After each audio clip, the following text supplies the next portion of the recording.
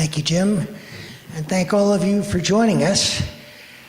It's nice to see many familiar faces, some returning celebrities, and a few new leading lights, and our steady and sound tech person, keeping us all amplified and on track.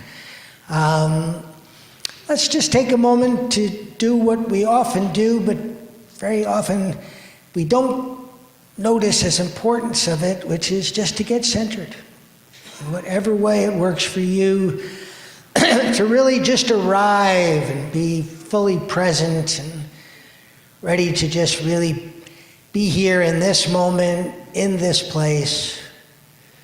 I invite you to take a couple deep breaths.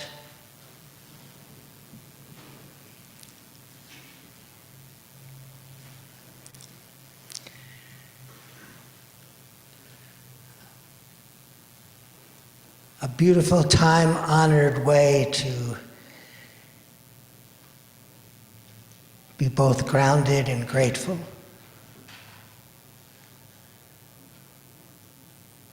For all the many things that surround us that are in their own way so graceful.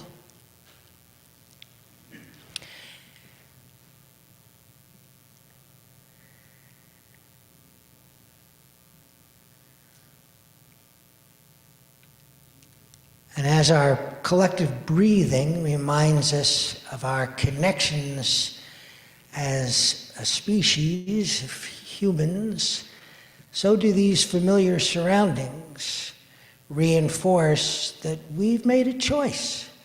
This is how we're going to spend part of our Sunday. This is how we're going to, in some ways, begin the day and set a tone for the day. And there's two ways that I particularly relish that we get to do that as a group. And one is just to look around and greet each other. Greet each other with our eyes, if you're comfortable, shaking hands, if you really want to be bold, with a hug. But basically to stand up and invite a connection in all of the four directions.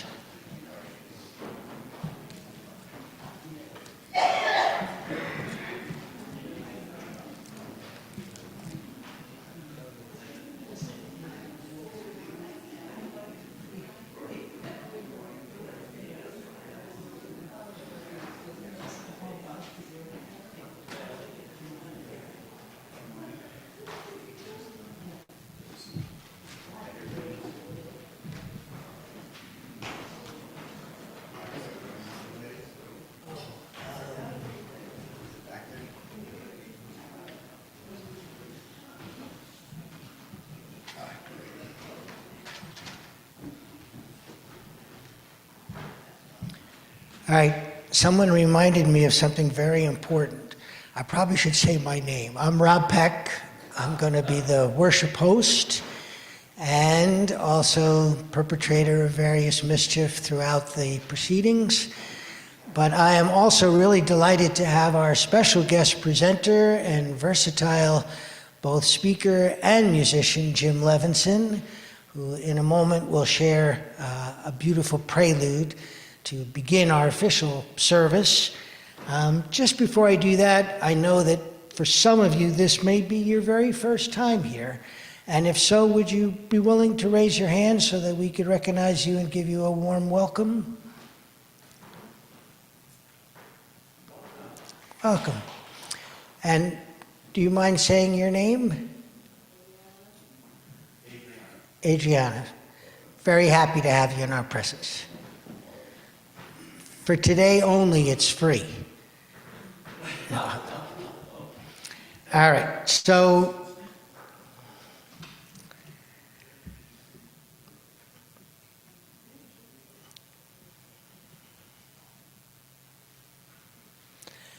for many of us, this room was filled with music and energy and vitality and a kind of feeling of progressive. I felt like our sanctuary was like a beacon for progressive reform and positive social change. And I want to just honor that for a moment. And for those of you who participated last night, I know Robin, Maria, I may be leaving somebody out, and Matt, Mr. Bassman. It was great to see all of you. Owen, a member of our church, also was prominently featured in the concert. And last but maybe not least, Russ is always eager if people would like to sign the guest book. It's a nice little tradition and a way for us to just have a memory. And those memories add up because next month we'll be celebrating 200 years of memories. So quick, get your name in the book while you still can. All right. I'll invite you to close your eyes if you'd like, or to just take in the prelude, which is part prelude, part passport to a kind of musical journey, and welcome Jim to share it with you.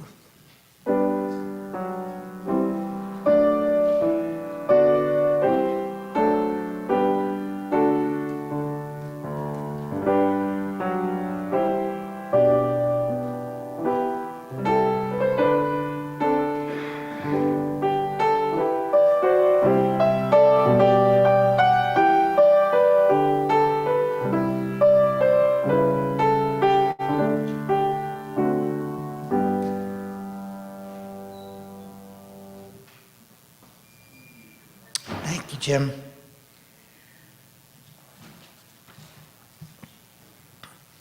So I'd like to ask my friend Clay to come up and light the chalice. And I want to invite all of you, it's written in your order of service, to notice in particular one of the last lines that says, "For the things that come between and threaten to divide us, may we never take for granted all the gifts we still receive, being ever mindful of the unseen hands that guide us and the miracles that inspire us to believe." Those are all from a song by David Roth called "May the Light of Love Be With Us Every Day." Those are also words that are a kind of prologue to today's service about finding compassion in unexpected places. Let's read them all together in unison. May the light of love be shining deep within our spirits. May the torch of mercy clear the path and show the way.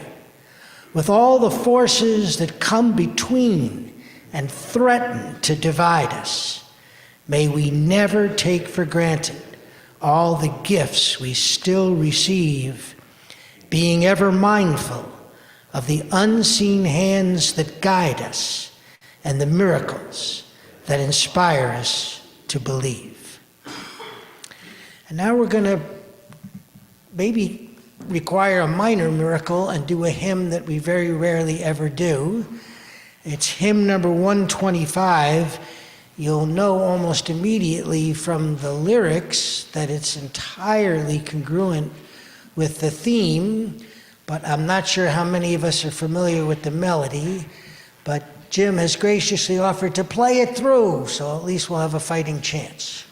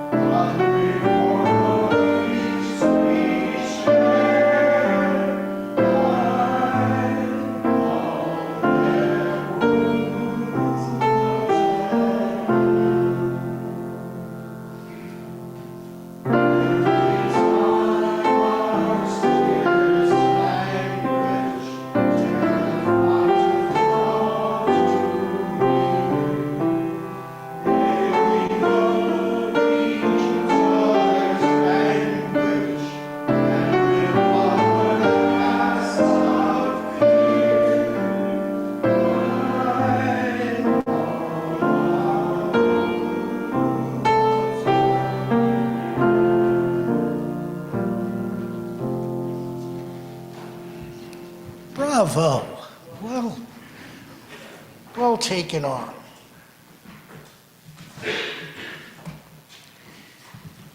So we have a slightly longer covenant, but in the spirit of a slightly shorter service, this is an abridged version. I will read that very small opening line that's underlined, and then I will count on you to hopefully, say it like you mean it, say the rest of it, because what point is having a covenant if it's not something that actually is a conduit to really reinforcing what ties and what bonds we want to intentionally co-create. In this house, we covenant with one another to create a community built on a foundation of love, to work together to promote equality, justice, and peace, accepting responsibility for our individual acts, to stand on the side of love, embracing the liberation of the oppressed, and working to end discrimination and unjust privilege, to communicate with kindness and support, and to serve with compassion and commitment, to learn and grow together, generously sharing our time, talents, and treasures. High quality time is my own love language, and the time that we spend here is a treasure. The fact that some of us are also in service and contributing in various committees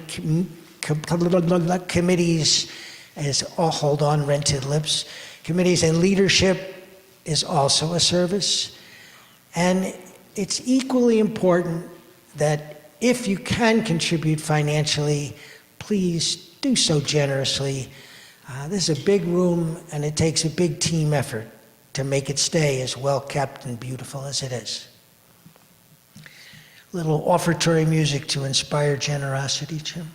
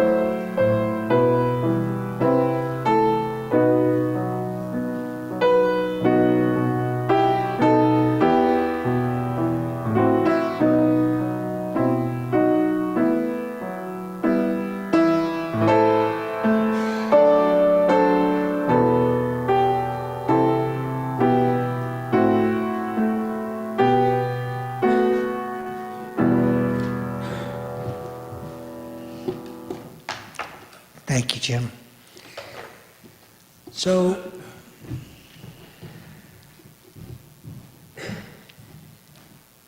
this is a house of mystery and spirituality, and sometimes it feels like it's a place of magic.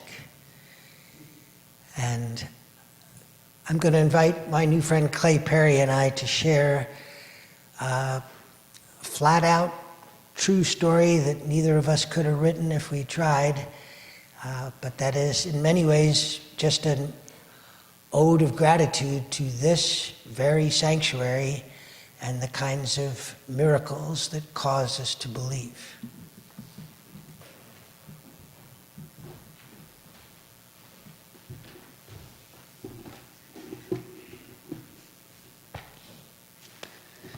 Good morning, everybody. Just about 4 weeks ago now, I was hungry, cold, and tired, and homeless. And it was a Sunday morning, and I was over across the street at the library charging my phone, and I remember a friend had told me about All Souls being all-inclusive, and that there was a 10:30 service.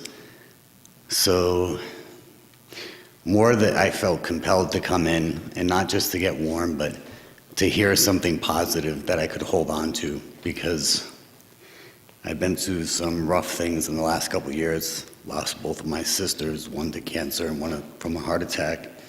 And I was just struggling emotionally and spiritually. And so I come in, and I'm sitting in the last pew, and introduce myself. And afterwards, they had a potluck downstairs, and people were enjoying fellowship and sense of community.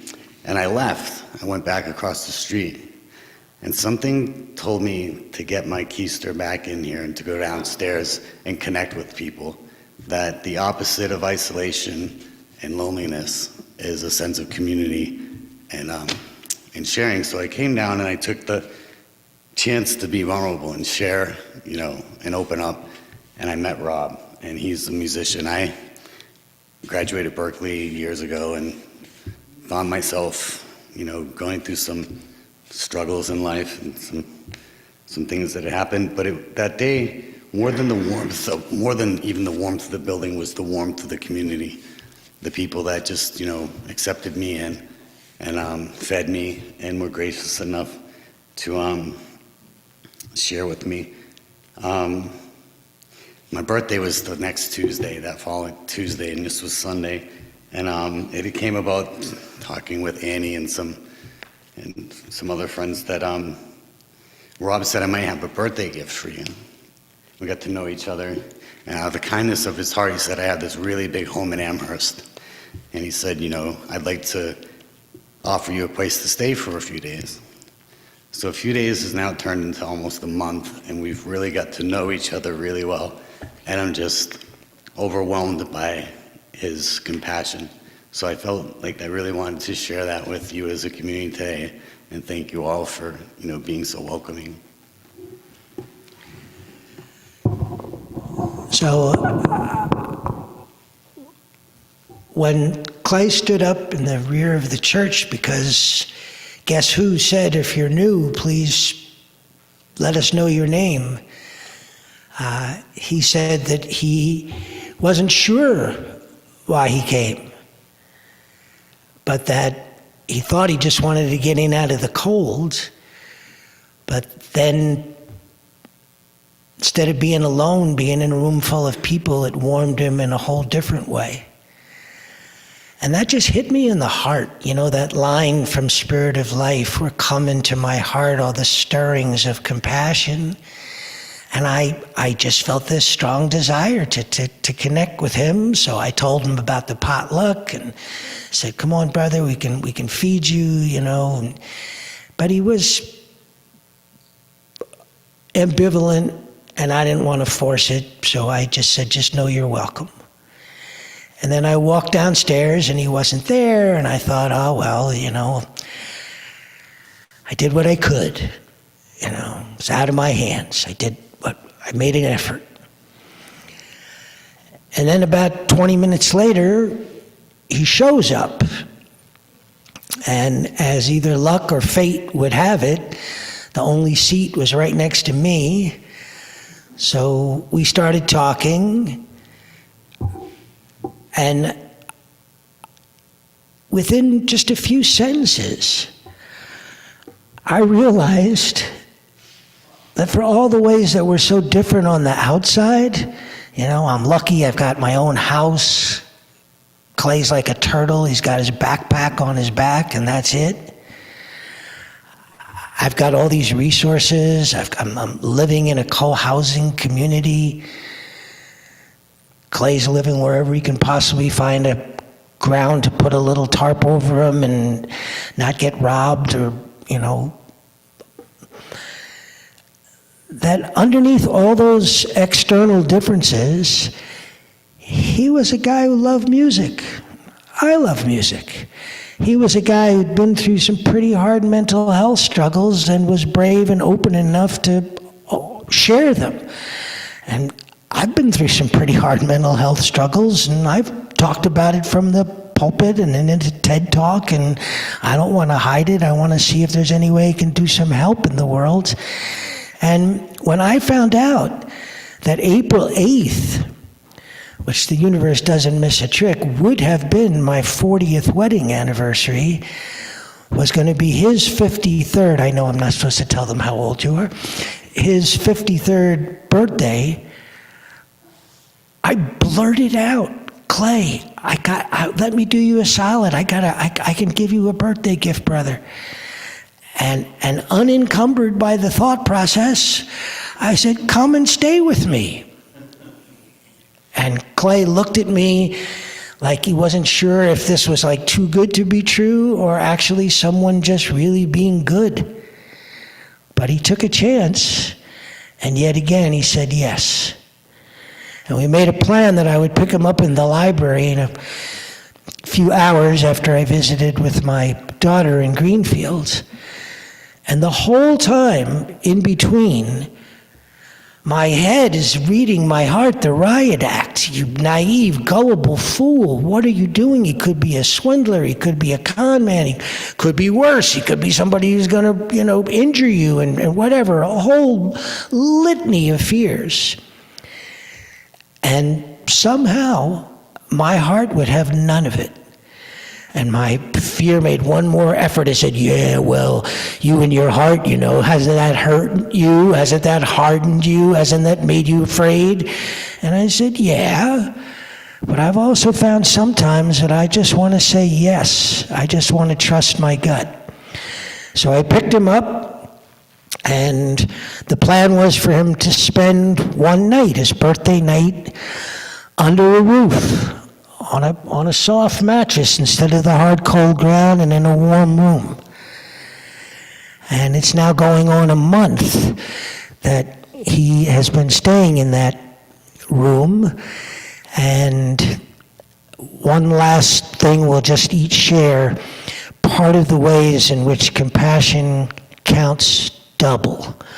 So you can say some of how it's blessed you, and I'll go back and forth with you. So it's been a blessing through Rob. I've been introduced to a Thursday night men's group that he goes to where they're in support of one another. And I've made some really amazing connections spiritually with some other men who've gone through their own trials and tribulations in life, but yet they get together and share.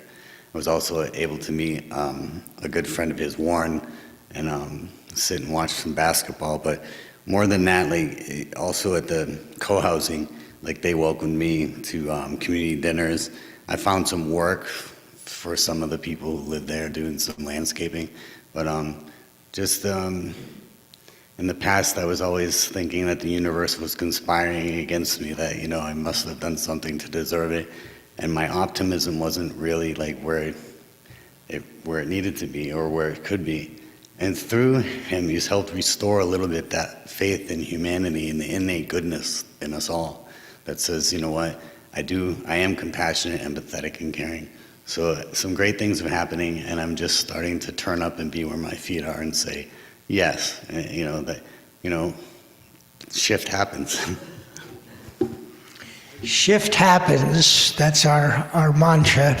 I'll share just one last quick thing. So if you think my head was giving my heart the riot act, you should imagine what my daughter, who's protective of her father in the best of circumstances, was saying about this crazy notion that I was explaining to her. And she said, right now, Dad, while you're visiting me, Clay has the run of the house. And I thought about it, and I did have a moment of trepidation. And when I came back, I learned that when Clay had the whole house to himself, you want to know what he did? He cleaned it.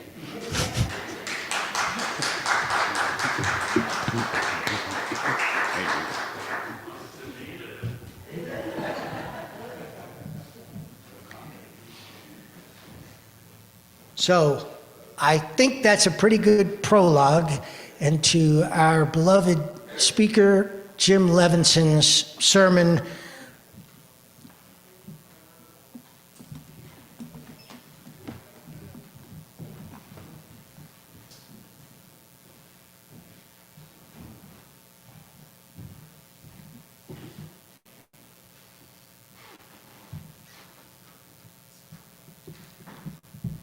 Was that extraordinary or what? Such an ineffable gift. Thank you so much, Rob and Clay, for your inspiring words. When I originally put together this sermon about compassion offered by the disadvantaged, I was thinking of the disadvantaged primarily as those persons we might meet on the street in Greenfield or those stricken by poverty in poorer countries. Over the past few months, sadly, the listing of the disadvantaged has greatly expanded.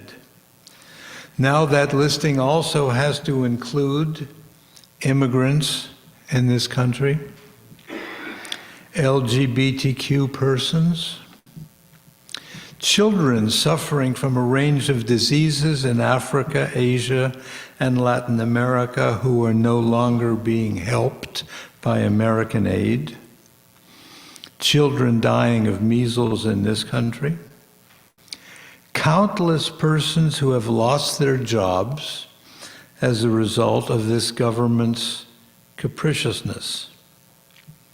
Who else is now disadvantaged because of these policies?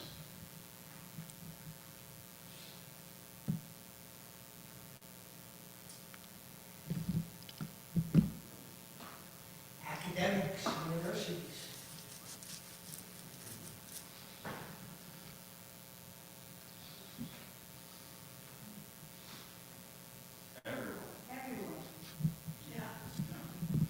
Terribly sad. When we speak of compassion, we usually are referring to assistance of some sort provided by haves to have-nots. Contributions to charities helping disadvantaged groups, helping out at a soup kitchen, giving some coins to needy persons on the street, all laudable indeed. But I've become particularly fascinated of late in compassion offered by the disadvantaged, sometimes turning expectations on their heads. The writer, Nadia Bolz-Weber, in her book entitled Accidental Saints, uses as her subtitle, Finding God in All the Wrong People.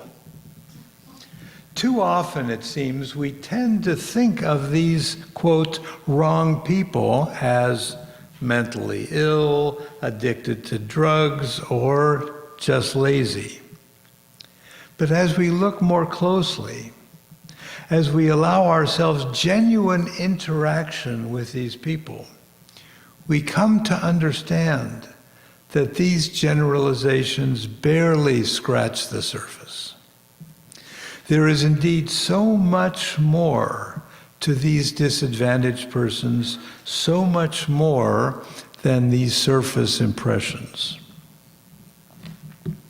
Here are 3 such stories that I've encountered. When my wife and I visited Kolkata, India, for the first time years ago, we were, not surprisingly, simply overwhelmed by the extremes of poverty and deprivation that we were seeing. It was the very worst that we had ever encountered. We then happened to pass St. Paul's Cathedral in the large park at the center of Kolkata and decided on an impulse to go in. A service was taking place and a guest preacher from England was giving a sermon. The preacher was speaking about a recent a recent car trip that he had taken out of Kolkata with the local Indian bishop. Stopping at a railroad crossing, they were confronted by the inevitable beggar. What should they do? On principle, they decided not to give, although neither the English preacher nor the bishop might have been exactly sure what that principle was. The driver of the car, however, presumably less principled, gave something to the beggar, who, in turn, said something to the beggar in Bangla.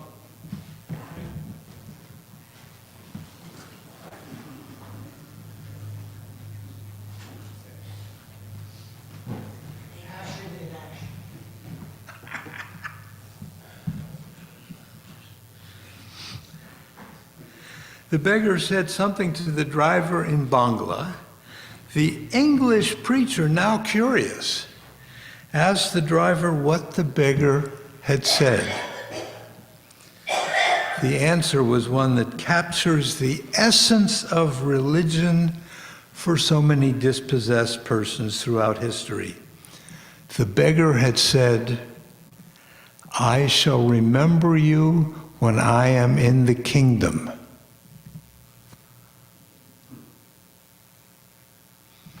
Now, Louise and I were both in tears. When we went up to thank the preacher, he said, "My greatest hope in coming to India was that I might touch the heart of at least one person, and now I know I have done that." I can only imagine the beggar and the driver who had given him money meeting up in the kingdom. Compassion indeed offered by the disadvantaged. The second story takes place in Brattleboro. A couple of years ago, the local papers were filled with complaints by shopkeepers on Main Street, complaining that panhandlers on the street were driving away their customers. I found myself so annoyed by this constant barrage of complaining that I decided to go to the drop-in center, a daytime gathering place for many of the homeless, and see what they had to say. So I approached a group, made mention of my concern, and asked if any of them, anonymously or not, would like to say something for publication in the newspapers. I promised to copy it down verbatim.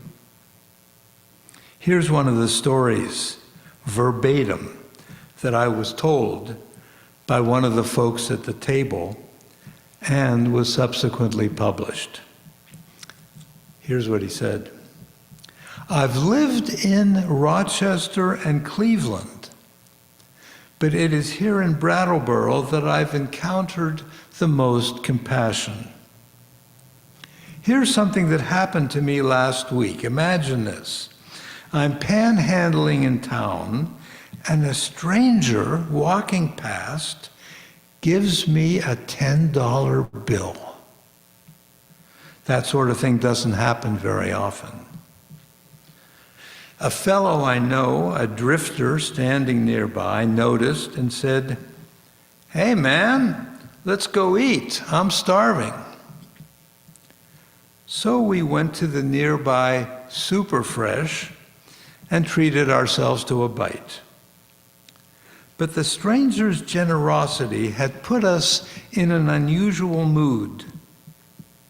We talked about the hard luck that we'd encountered over the course of our lives. I told him about the mental health issues I've been plagued with since I was a kid. He told me how being homeless had taken a toll on him. At the same time, we agreed that there were lots of people around in need, and we talked about the man who, on an impulse, had decided to help us out. The lunch cost us a total of $3. On the way out, we passed the counter with a gratuity jar for the staff. Pausing for a moment, I looked over at my friend, and he nodded, and I took the remaining $7 and put it in the jar. Wow. I found myself the recipient of such compassion in the third of these stories. It took place at the prison right here in Greenfield, where I had been doing prison ministry. I was speaking to a group of inmates and told them that the synagogue in Pittsburgh, where the murders took place, was my synagogue. I had my bar mitzvah there. My uncle designed the building. The first cousin of my sister's husband was one of the victims. I told them that the Squirrel Hill community of Pittsburgh, the actual neighborhood of Mr. Rogers, the location of the Tree of Life, and where my family lived, has always been a tightly knit set of neighborhoods where it seems everybody is connected in some way to everybody else. Once part of such a community, even those who migrate to other habitats always remain intimately connected. I explained that I am one of those migrants. Heartfelt messages of support have come from every chapter of my life, from family, some of whom I hadn't heard from in years, from a high school classmate now living in England, from colleagues in Asia, Europe, and Africa with whom I've done international nutrition and public health work, and with former graduate students. These often heartbreaking messages and calls touched me deeply. Several persons told me they wished with every fiber of their being that they could undo what had happened. But the most deeply moving and perhaps most deeply felt conversation was with one of those Greenfield prison inmates who, with tears in his eyes, came up to me and said, "I've been there, brother. I'm feeling it with you." His words moved me also to tears. Of the many sentiments offered to me in those weeks, these words are the ones I don't think I'll ever forget. It has long struck me that many of the inmates I befriended had really hit rock bottom, something rarely experienced by those of us on the outside. But some who have had the good fortune to be surrounded by caring and kindness on the way back up have experienced remarkable transitions. Sometimes it's a new capacity to listen actively. Sometimes an ability to openly express vulnerability. Often the gift to be able to express empathy in a way that is beyond heartfelt. It was just such vulnerability and deep empathy that this friend expressed so poignantly.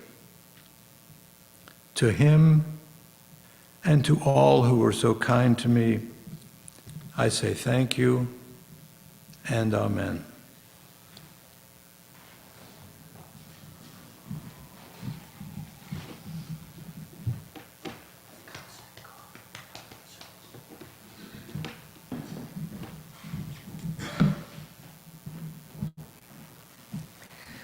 Thank you, Jim. And this leads very poignantly into yet another hymn that we picked mostly because of the content. Let's hope the melody is one that's singable. You did great the last time, so maybe for hymn number 127, Can I See Another's Woe? And I'll stand over here so you don't have to hear Rob Peck's voice. And I'll play it through once first.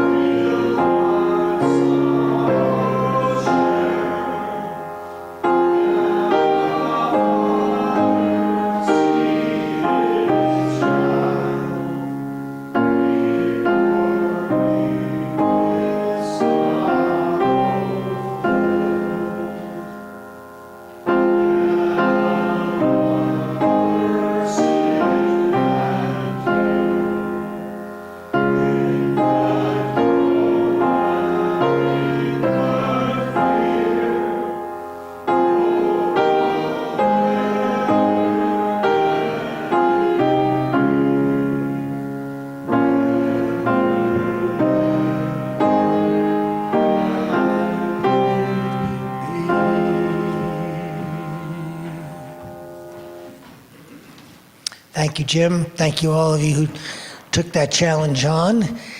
All right, now we're on more familiar terrain. This is a chance to really do as a group what we've been doing a little bit in the sermon and in the dialogue, and basically to celebrate what gives us hope and to also get support for that which makes our hearts heavy. So if you have a candle that you'd like to light of a joy, we will welcome you to share it, but please ask you to be thoughtful and keep it somewhat succinct. Thank you, Kate. I was just about to ask you. Thank you. And likewise, if you have something that it would make it a little easier to hold, to know that it's something that the whole congregation is helping you to support, that too we would welcome you to share. We would not welcome anything that's a political announcement. There will be times for some basic announcements at the end of the service. You want to welcome the Zoomers now, see who's here? Great idea. So, hopefully it's never too late, those of you on Zoom, for us to have taken a moment to welcome you. Matt, can you tell us who's joining us? I will try to do so without my glasses. So let's see if I can read all the names. Allison Page, Carlin Saltman, Christy Gressick, Ellen Blanchett, Gary Pausner, Jay Lincoln Hurst, Joan Pillsbury, KD, Molly Chambers, Tamala, and Trudy are all joining us this morning. All right, what a select group. Very glad you're joining us remotely, and know that you are closely held here as well. And Matt, shall we start there? If anyone has a joy or a concern, we'll do the opposite order of what we usually do. No one's contributed anything yet. Okay, well, tell them there's no penalty for late candle contribution. And is there someone here who might like to share a joy or a concern.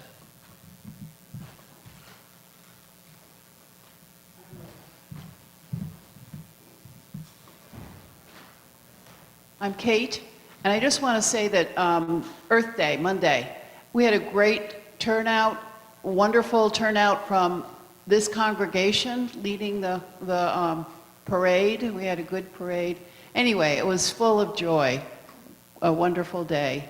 And then I also want to say that yesterday was also another congregational coup, a wonderful day.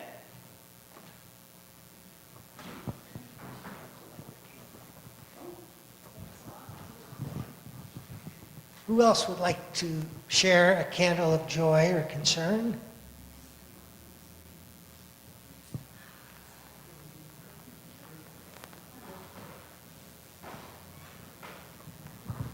Hi, I'm Maria, and yesterday was a day where we thought about pronouns and connected with Syracuse UUA, who gave us a wonderful speaker who was able to give us a history of LGBTQ and honored trans people's rights, and we hope to continue to learn more about how to be a sanctuary for those who are oppressed through the fact that they love. So bring on the love. It was, and we'll do more of it. It was a wonderful opportunity. And also yesterday, I want to thank that Eveline was here with Fiery Hope, and Owen was here, and the church was full and rocking. So thank you, church. And it's a joy for me to have my daughter of choice here, all the way from Boston, Adriana. Thanks for coming. Welcome again. And really building a beloved community beyond the binary is very much in theme with how much compassion counts double. Everybody wins when we're coming from that place of compassion. Anyone else have a candle of joy or concern?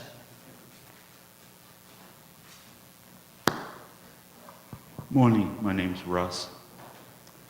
A story I composed that I told in a storytelling group a few weeks ago went over very well, and I haven't found other venues to tell it in,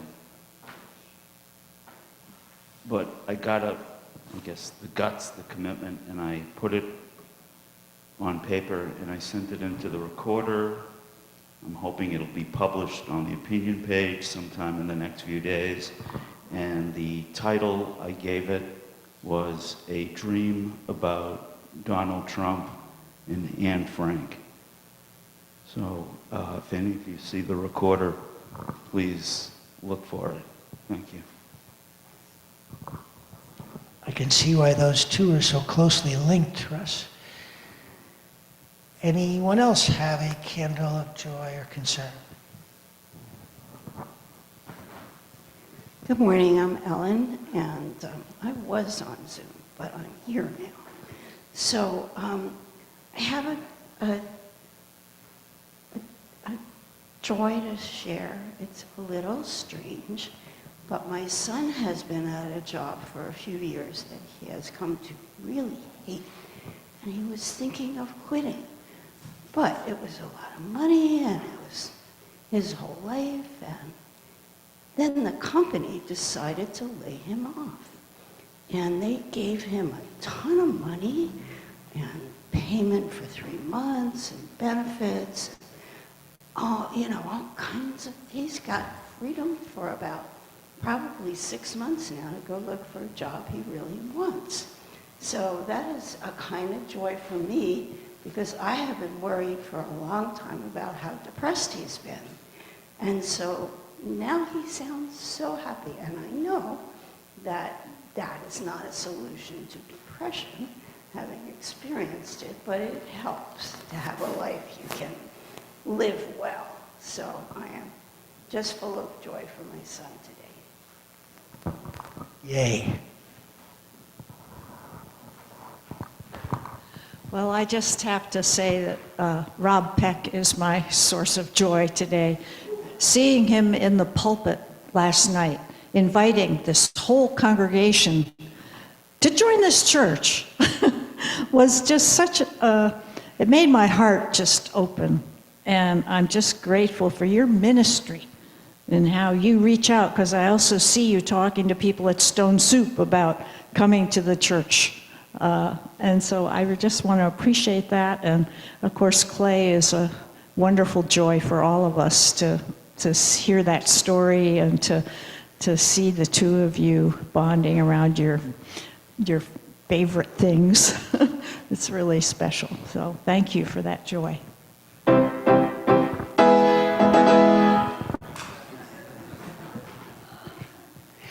If you reach out to proselytize, you'll get a musical fanfare too, I promise.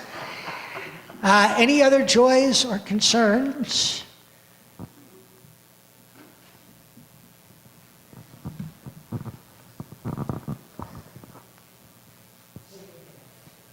Hi, my name is Claire.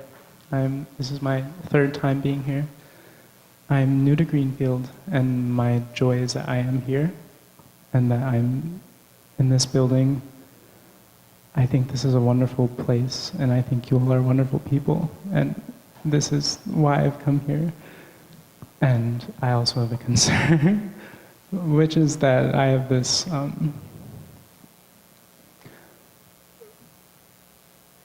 I have this pain that keeps coming back, and sometimes it goes away and I can be here and be present and happy, and then it comes back and I have a hard time being here, and I don't actually know that it is ever going to go away. And I've been investigating it, and the concern is that maybe I can't change, and that it would be too much for the people who I'm here to be with.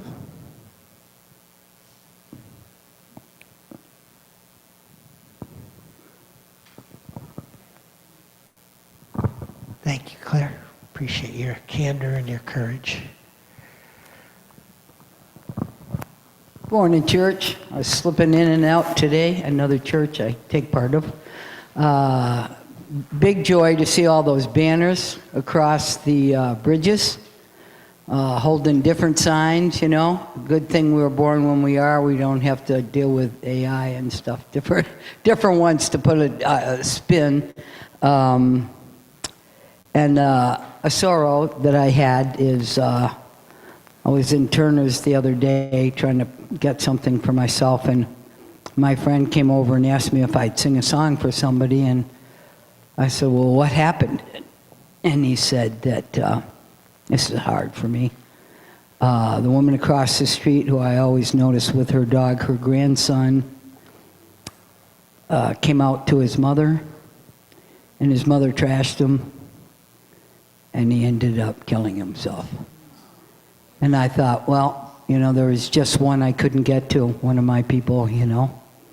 And so I went to the service for him, planted a tree, and just wanted to say, in the 10 Commandments, I think one of the biggest ones should be judge not, lest you be judged. Judge not. We judge all the time. Well, should I eat this ice? But it comes down to human beings. I mean, thinking about the Pope, who just passed and graduated, I would say, and he really lived a humble life. He didn't go into the best place to live, and he was a Pope of the people, and welcomed all and tried to do his best with the situation that was presented with him. So my hope is that this new Pope that comes along can follow in his footsteps, and that we see somebody struggling, that I know this church does that, but keep an open heart and reach out your hand. Please give them the flowers when they're alive. Thank you, Annie.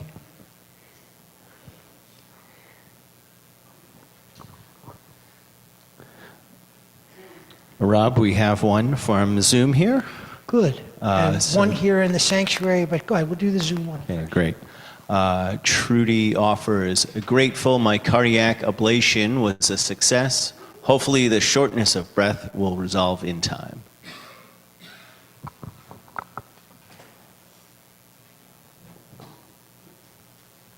Karen, did you have a joy or a sorrow you wanted to share?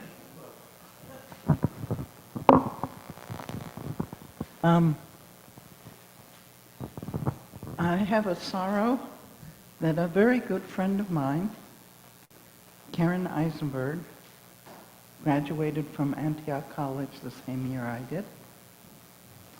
And Martin Luther King Jr. was the invited speaker. But I was just blown away that when I saw that she, actually, we both have the same first name, and then she married someone whose last name was Scheingold. So then she has, starting with an S, and I married a Schaefer, and so we were both Karen S's. And I used to joke, and I just saw the notice in the people who had passed away that she had passed away. And we normally kept in a lot of touch very regularly.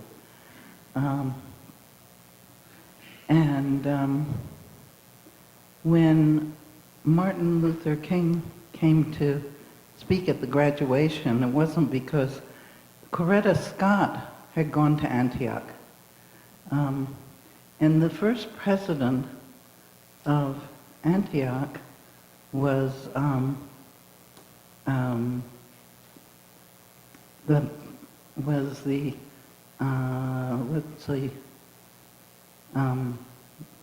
guy who was the founder of public education. He said, "Be ashamed to die until you have won a victory for mankind, for humanity." Not mankind, humanity. I really like that.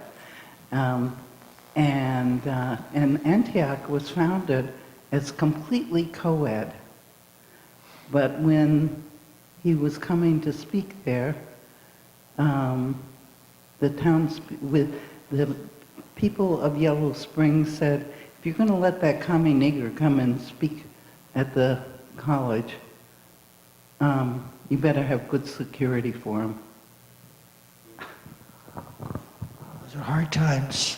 Some of that has not gone before. So, last call. Anyone else have a candle of joy or sorrow? I'll ask you, Kate, to light a candle of sorrow for my best friend in the area whose daughter is addicted to crack cocaine and is seemingly bent on ruining her own life and making her father's life just so much pain. And a candle of joy for the fact that I get to be here in this room. I was sharing with Clay on the way up here that part of me is like, I have to lead the service. And then fortunately, shift happens, and I realized I get to co-lead the service with a new friend and a beloved old friend, and that's a lot of joy.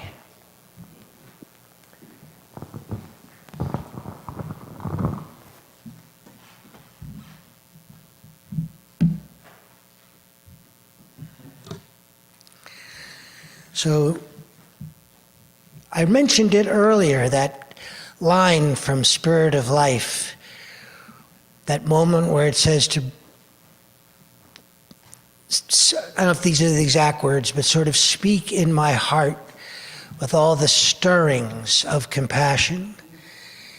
I think throughout this service, there's been a lot of moments when I have felt, and I hope you have too, that stirring of compassion. So when we sing that line in particular, let's really sing it, because this is going to be our closing hymn as opposed to usual prayer to friends. It just felt so fitting. Plus, it's one we all know and you can sing easily.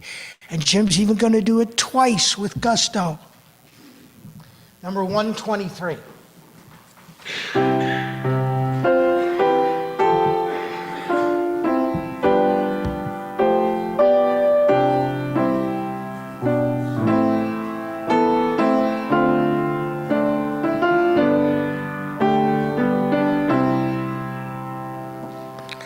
Spirit of life, come unto me. Sing in my heart all the stirrings of compassion. Blow in the wind, rise in the sea, move in the hand, giving life the shape of justice. Roots hold me close, arms set me free. Spirit of life, come to me, come to me. Spirit of life,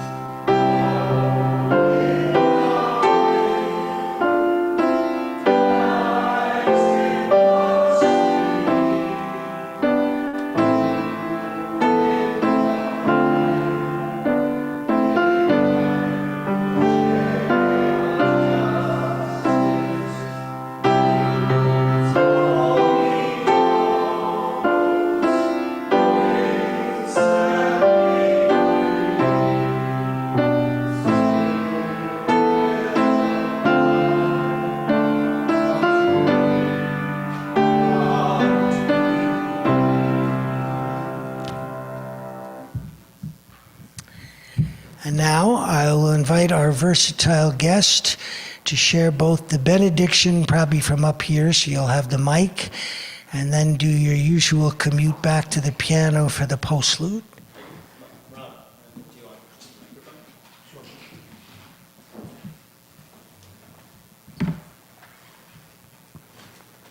A blessing that we know, a blessing in Aramaic, one offered by so many rabbis, also by Jesus in his time, to give us power and strength to carry on with the challenges we have been talking about today. Yivarechecha Adonai v'yishmarecha, Ya'er Adonai panav elecha v'yichuneka, Yisa Adonai panav elecha v'yasem lecha shalom. May the Lord bless us and guard us. May the Lord show us favor and be gracious to us. May the Lord show us kindness and grant us peace. And we all say together, Amen.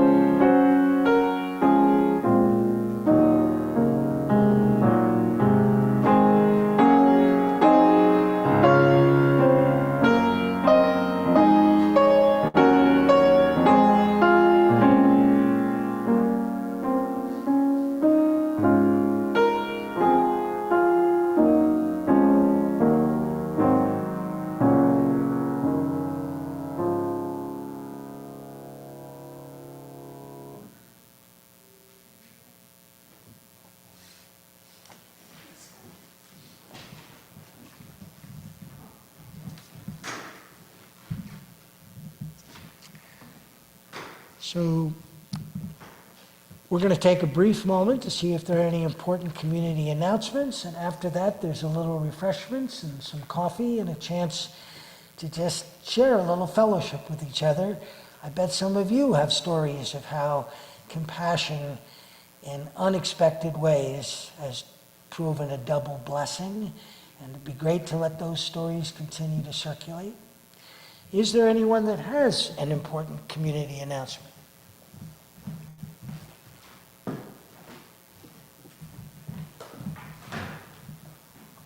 was going to wait till later, but just so you know, they've made the decision. David Leonard is the new pope. Nay, nay. So our new fiscal year will be approaching. I have pledge cards for each of you. Please make sure you get a chance to get one so that we can tally up and figure out what we're looking at. Thank you.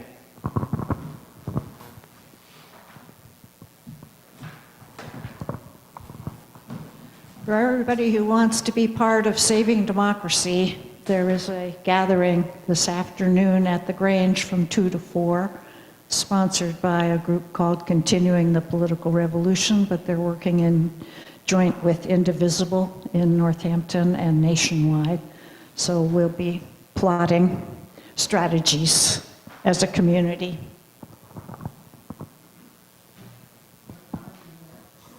Two to 4 at the Grange in Greenfield. Any other announcement? Let's see. So on May 3rd, the Unitarian Society of Northampton and Florence is celebrating. They're having their 200th anniversary as well. So May 3rd at 7 o'clock, Peter Mayer is going to do a concert, and I'll put the flyer out on the bulletin board there. Maybe I'll get it into the email. Also, Faith Like a River, UU group curriculum. Kay Judd is going to have a adult ed sort of thing called Faith Like a River. It's going to be on Tuesday afternoons from 3 to 4:30, starting May 6th, and guided exercises. And I also want to invite people to take a look at our beautiful book and then buy it. This is our 200th anniversary, lots of history and beautiful pictures. On sale, $30 or $40, depending hardcover or softcover.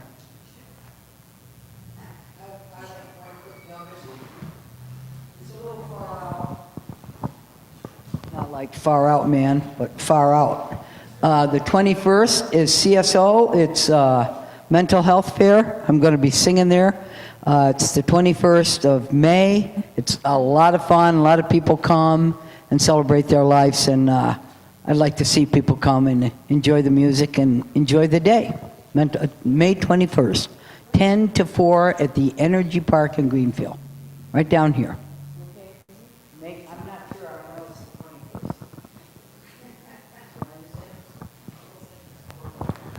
This Friday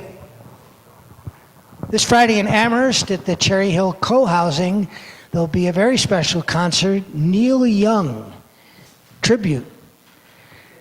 But it is a really good tribute to Neil Young, performed by 4 local musicians, including a father and son duo. And the concert starts at 7.